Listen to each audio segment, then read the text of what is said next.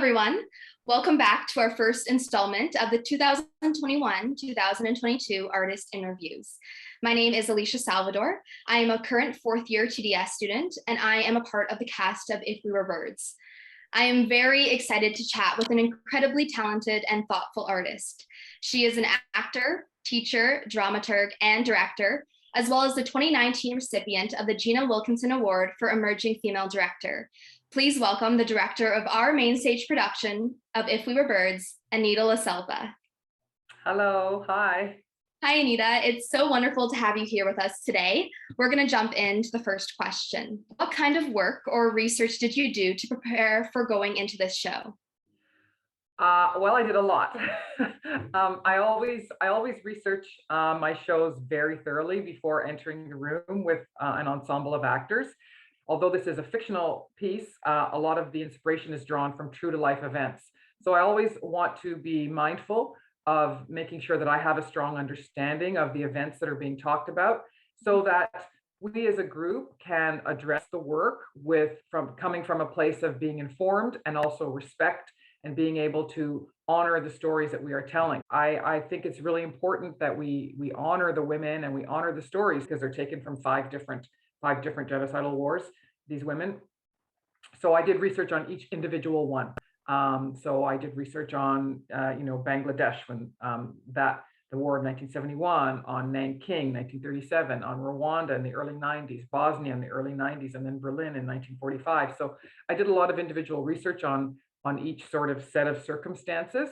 And then also my own research on different things about how violence against women has been used as a weapon of war since time immemorial. And I feel that that's really important to do, because then I can offer the cast and share with them what I have researched, and also then encourage them to go out and do their own research based on what we've discussed and what I'm bringing into the room, which they all did, which was amazing. Yeah. What has it been like directing a play with the performance and rehearsal safety protocols being followed? Were there any challenges? When I was told that if we wanted to do this show live, that I had to direct it in a way where everyone was 6 feet apart. Otherwise, everyone would have to be masked and goggled on stage. So I took that on as a challenge. And let's see what I can do to direct this piece and have all the people on stage and all the actors on stage, and having them in the costumes that I want them and that they deserve to be in, without having to wear masks and goggles. And so then what I started to do is I started to create the landscape on stage as one where people could be at all times 6 feet apart. And as you know, Alicia, we worked very hard on that in rehearsal, and we're still working on it as we're in tech right now.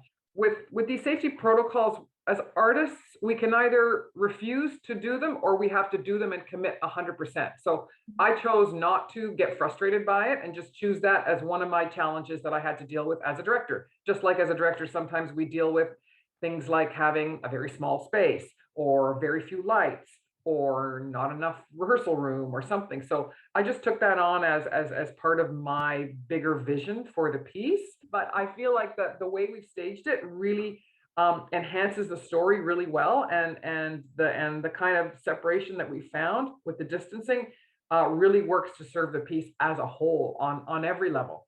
So what is unique about this production of If We Were Birds? In doing a piece like this, sometimes as a director, you have to do a lot of intervention and navigation and making sure that people are okay, or they're not critical, or they're judgmental, or that people feel comfortable approaching this kind of material. But what I found about this group is that everyone is so encouraging of each other. So if somebody's got like a big speech or a big scene, I can see the other actors in the wings going, yes, you can do it. Yes, you can do it. Like, I'm just emotional thinking about it, to be honest with you. I've never seen that in an ensemble, to support each and every actor through all these difficult moments that we are addressing on stage. And I feel like that is such a gift. I'm sure you must feel that too, Alicia, yeah? Yes, every night I feel touched by each and every person in the cast. I feel supported and lifted, and I always know that I can go to any place I need to, because they're there to support me. How has the process been in navigating the content of If We Were Birds and turning it into a display of empowerment? So often, women are silenced after trauma like that. There are so many levels of and so many reasons why so many women silence themselves after something like this. And oftentimes it's trauma and they simply cannot speak about it. And oftentimes it's social pressures, it's shame, it's judgment, it's humiliation, it's all sorts of things. So I think that where we find the empowerment is in seeing women come together. There's a scene in the piece where the women encourage Philomela to get up and continue. So no spoilers here, but and there's also another piece where Procne and Philomela are together, and there's this trying to support and trying to lift them up. So I think that to me is very empowering, is when women can come together and lift each other up and support them and help them and encourage them. And then what we have is not one voice, we have multiple voices. And using multiple voices can really create a much better sense of security, of support, and empowerment. So I feel like that this piece can take so many women who have been silenced, and now as a piece of art, we can give voice to that, and we can show how women standing in solidarity with each other can not only give comfort and support and help people through these kinds of traumas, but can also act as an act of resistance in terms of saying no, and this has to stop. And if anything, this is then an encouragement to women to speak out, to talk about it, that when this kind of thing has happened to them, is to not sit in silence, is to find someone who can support them and to speak about it. It's about moving women into a place of solidarity and empowering each other. How has it been directing a group of soon-to-be graduates, actors who will be stepping into the professional industry?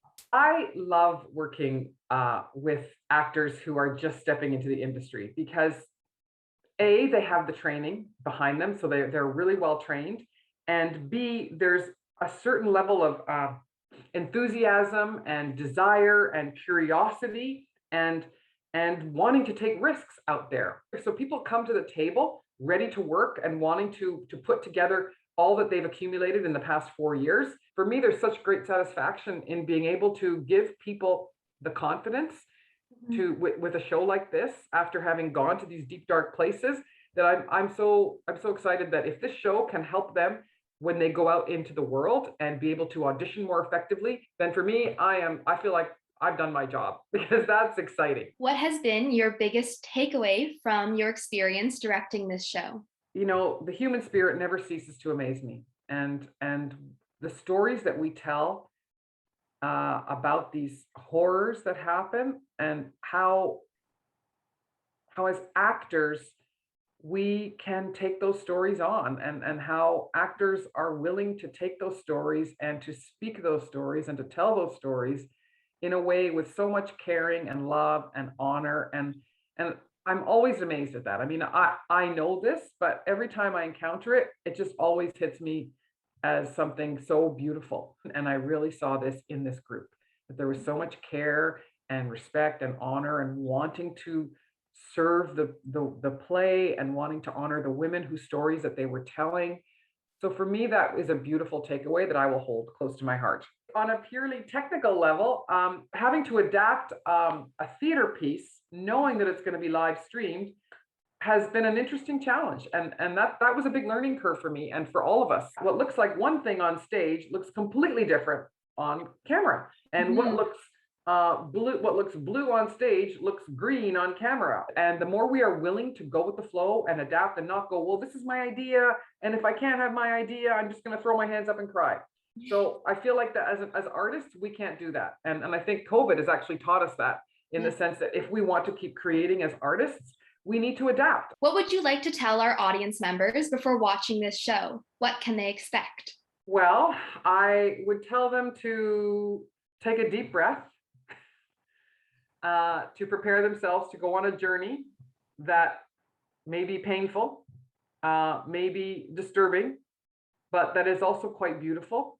And if they breathe through it, they will see this triumph of the human spirit, and how humanity and people can come together to support each other, to be there for each other, and also to expect to see a group of extremely talented, committed, and thoughtful actors who are telling this incredibly difficult story in such a beautiful and poignant way. That's lovely. Thank you so much for sitting down and chatting with me, Anita.